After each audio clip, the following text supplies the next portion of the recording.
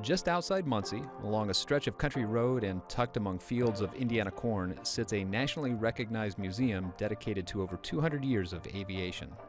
A lot of people think of aviation in general and they think, well, the Wright brothers invented the airplane, everything followed after them.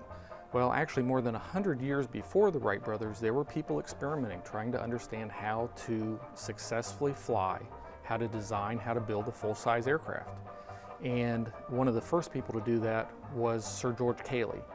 And he used models, a model glider and a feather helicopter that was powered by a whalebone. And using those models, he did his research and wrote an early paper, is actually the first one, called On Aerial Navigation. So that feather helicopter, you're looking at 1796. The early rubber band powered airplanes being flown in the 1870s. And so by the time the Wright brothers successfully fly their airplane in Kitty Hawk, there's really a better understanding of what's involved in the lift.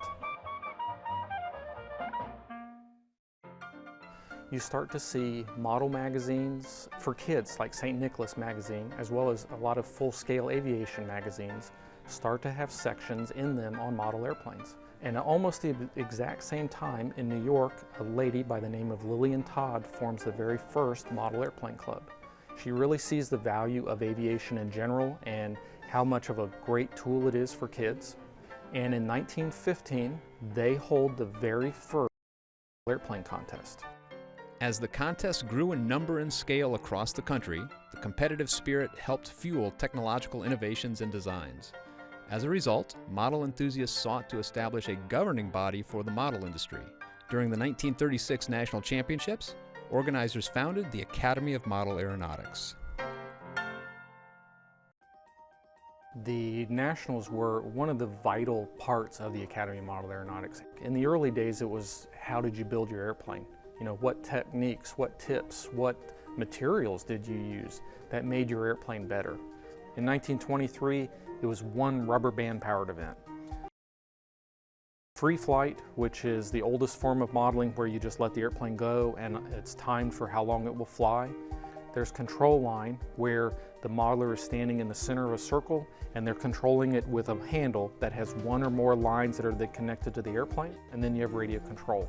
And so going from one event to now having a multitude of different events within those three types, it became more and more difficult to try to find a flying location. And so in the 1980s, the board decided that they really needed to try and look for a national flying site. They eventually settled on the site here in Muncie.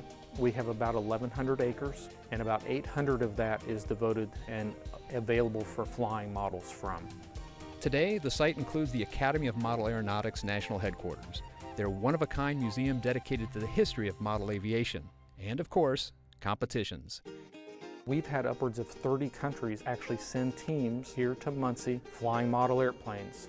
What's so great when they come is it's just like the Olympics. They walk in with their flag and you get to meet all of these people from all over the world who have the exact same interests. They all love model aviation, which is always really neat to see, especially in the museum when they come in, because they've read about some of these airplanes. It joins one of almost 10,000 pieces that trace everything from the model airplanes themselves to patches, pins, hats, jackets, pennants.